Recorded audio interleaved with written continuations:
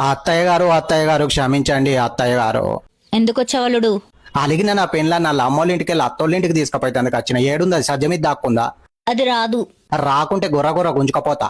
అల్లుడు అత్త మనసు మంచిగా లేదని మందు తాగిన, ఆకలి అవుతుందని అన్నం తిందామంటే బియ్యం అయిపోయినాయి. రేషన్ కార్డు ఎడబెట్టిందో నీ బిడ్డను అడుగు, పోయి బియ్యం తెచ్చుకోవాలి.